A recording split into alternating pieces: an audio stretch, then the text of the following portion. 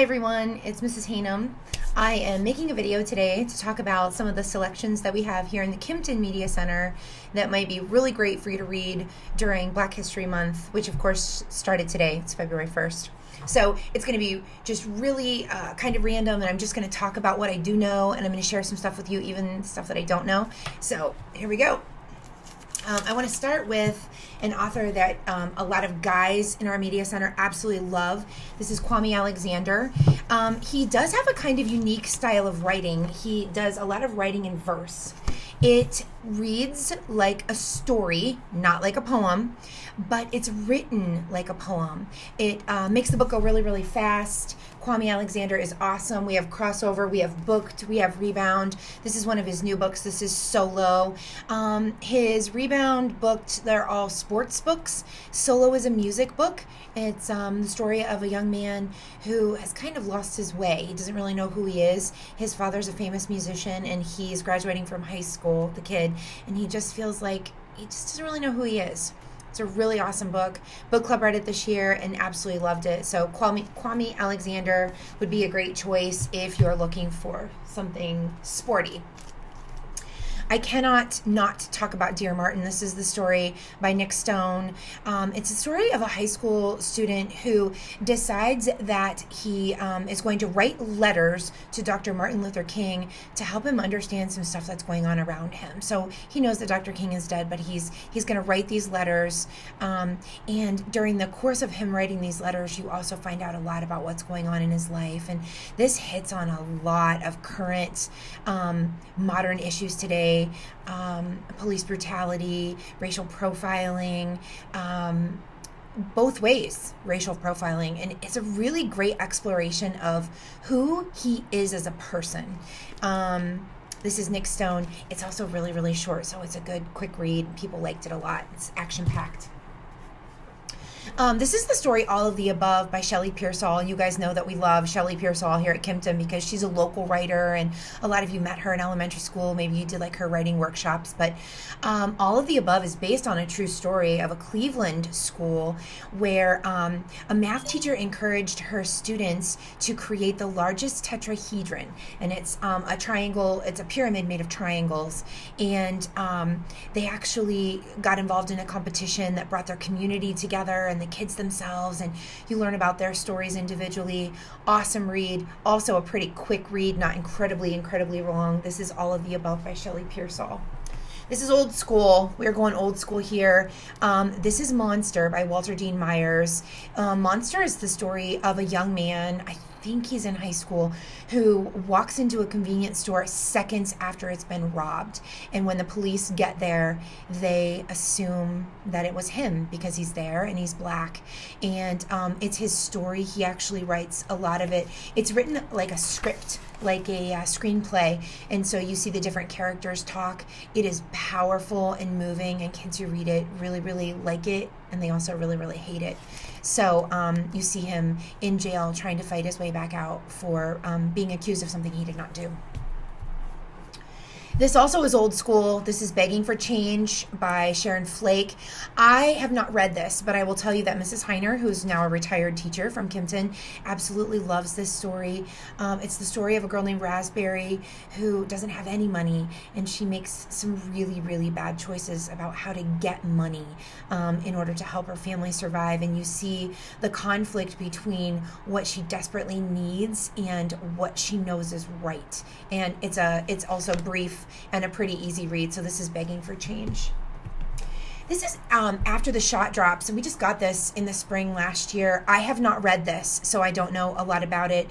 I do know it's a basketball book, which is obvious by the cover, and I do know that the character has some internal conflict, as most teens do, but I have one guy student who read this and absolutely loved it and was looking for other stuff by the same author. So if you're interested, After the Shot.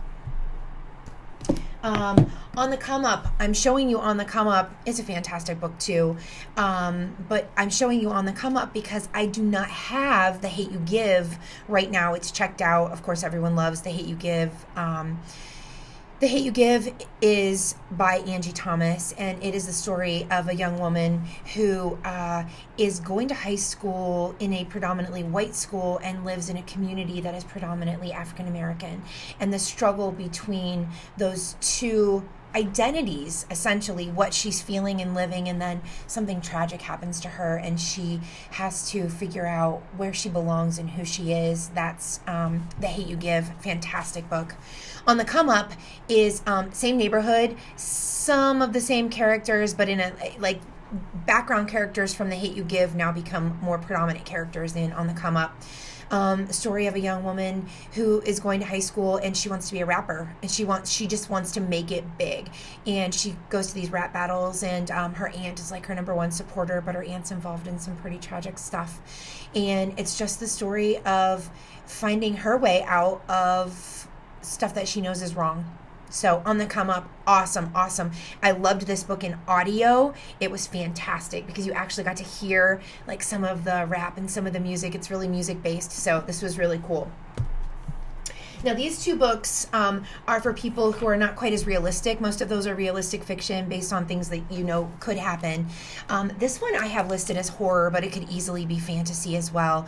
This is Dread Nation, and it's a kind of play on zombies and the Civil War. So if you're looking for something that fits your, I need to read an African American book for an extra credit project for Black History Month, then this would fit the criteria, but it's very horror. There's a lot of death and dying and killing and a little bit of like fantasy kind of with the zombie special effect stuff. So very cool. A bigger book, but for those of you who like your fantasy, you know, that's kind of how it goes. This is The Children of Blood and Bone. I also have not read this, but has been listed on every single list of books by African American authors that are really popular right now. I am not a huge fan of fantasy, but I will tell you, people who like fantasy love this book. Also a pretty sizable read, but if you're into fantasy, something you probably would like. Okay, this is The Poet X. I have not had a chance to read this. It is brand new. We just got it in. It got amazing reviews. People have absolutely loved it. Also a novel in verse. I would argue these are becoming more popular, especially here at Kimpton. Students are starting to be a little bit more accepting of them because they're not thinking anymore, oh, it's poems. It's not. It's a novel in verse. It reads like a story. It just happens to be formatted like a poem. So, The Poet X. These are historical fiction, and if you're interested in the history of slavery, I know it's tragic, sort of like the Holocaust. It's terribly tragic, but it's also somewhat fascinating at times. So these are Lori Halls Anderson. She wrote 3 books, essentially, the story of slavery. She wrote Chains and Forge and Ashes. And if you are interested in some historical fiction that's written by an amazing author that has to do with slavery, then you might want to check out. Once you read number 1, chances are pretty good you're going to want to read number 2 and number 3 because they are really, really good. Okay. Oh, Trouble Don't Last. This is also our friend Shelley Pearsall. She's our local author that we absolutely love. This is the story of a young man who is being raised by a set of slaves who are not his parents because his mother was sold into slavery when he was a tiny baby, was moved into another part of slavery when he was a tiny baby. And now the people that he calls his parents are running, and he has to decide, is he going with them? He doesn't really have much of a choice. He's going with them because there's no one there to protect him. So, maybe you read this already in a younger grade. It's a really easy read. If you haven't read it, it's called Trouble Don't Last by Shelley Pearsall. Awesome book. Okay, we have finally made it to Jason Reynolds. I initially thought I was going to start with him, and then I accidentally stacked him in the back, so that didn't happen.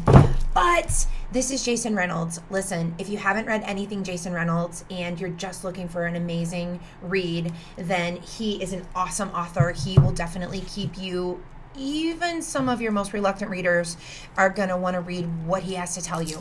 So this is a Ghost kind of series. It's not really an ordered series, but Ghost is the story of a young man whose father essentially tried to kill him and his mother, and they are just surviving now on their own.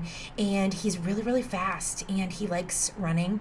And one day he is watching the community track practice. They have a community team, and he says, I can run as fast as they can run. And he gets up and he lines up beside them, and the coach actually lets him run. And he's very fast, and the coach lets him be on the team. And then he has to figure a couple of things out because he's finding himself like most teenagers are.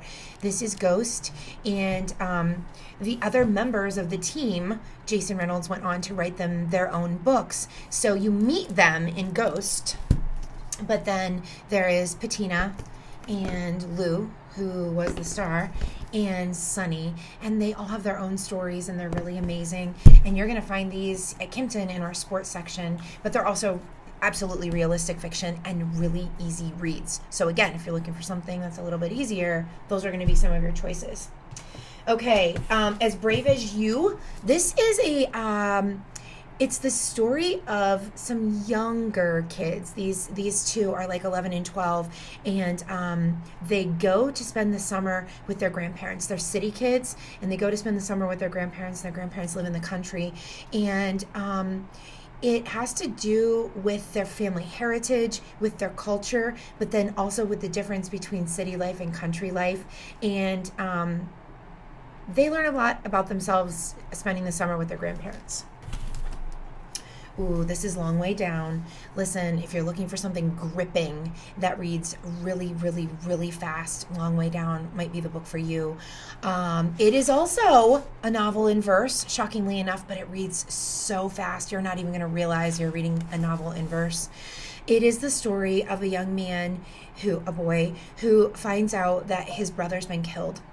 And he goes to his apartment, which is in the top of a building, to get a gun because he's going to avenge his brother's death. And it is, the entire story takes place in the elevator on the way down. He stops, different people get on, he talks to different people, he remembers different things, he has different memories.